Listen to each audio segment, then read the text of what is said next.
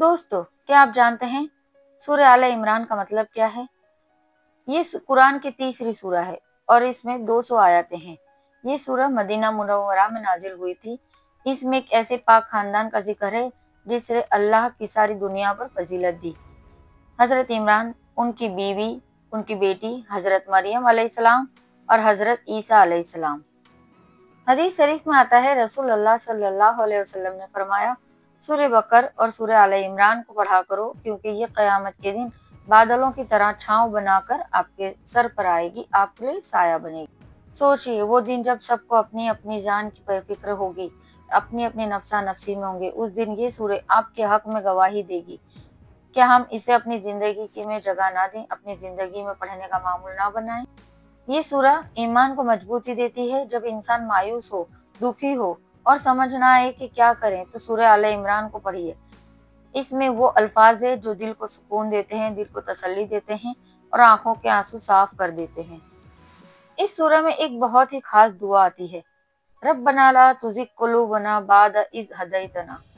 ए हमारे रब, जब तूने हमें हिदायत दी है तो अब हमारे दिलों को कभी टेढ़ा मत करना।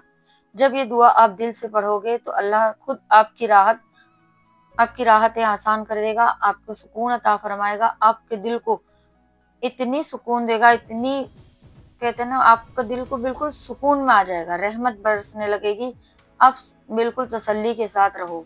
सूरह आला इमरान में अल्लाह ने बताया है कि मुसीबतों से डरना नहीं चाहिए। जो अल्लाह पर भरोसा रखते हैं, अल्लाह खुद उनकी मदद करता है। जैसे बद्र और ऊद की लड़ाई में दुआ हुई, ये सब उस सूरह के जिक्र में किया गया है।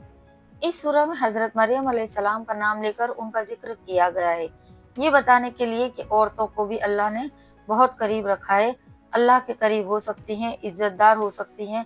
इससे हमें ये सीख मिलती है कि हर औरत अपने किरदार और ईमान से बहुत ऊंचा मकाम हासिल कर सकती है। प्यारे नाजरीन, जिन घरों में कुरान की सूरों की तिलावत होती है, वहाँ फरिश्ते उतरते हैं, वहाँ रहमतें बरसती है, वहाँ अल्लाह की मदद हर मुश्किल में साथ देती है। क्या आप नहीं चाहते कि आपकी ज़िंदगी भी ऐसी हो? तो फिर सूरह आला इमरान को अपनी ज़िंदगी का हिस्सा बना लीजिए। कोशिश करें रोज़ाना 10 से 15 आयतें पढ़ें, मीनिंग के साथ पढ़ें। उन सूरतों को याद करें, खास करके दुआओं वाली आयतें याद करें, अपने बच्चों को भी सिखाएं। ये आपकी सबसे बड़ी सौगात होगी।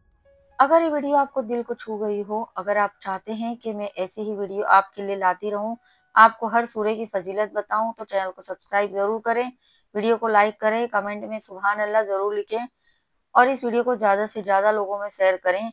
आपके एक कमेंट से, एक शेयर से किसी और का भी ईमान ताज़ा हो सकता है, उनको इस फजीलत के बारे में पता चलेगा और वो भी इसे पढ़ना अपना मामूल बना लेंगे और इसका सवाब आप भी हासिल करेंगे। क्योंकि कुरान सिर्फ एक किताब नहीं है, ये जिंदगी का नक्शा है और सूरह आला इमरान उन नक्शे का एक नायाब हिस्सा है। अल्लाह ताला हम सबको कुरान को समझने, पढ़ने और उस पर अमल करने की और दूसरों तक पहुंचाने की तौफीक अता फरमाए। आमीन या रब्बुल आलमीन। अस्सलामु अलैकुम रहमतुल्लाहि व बरकातुहू। मिलते हैं अगली वीडियो में एक नई सूरह की फजीलत के साथ। अल्लाह हाफिज, जज़ाकल्लाह।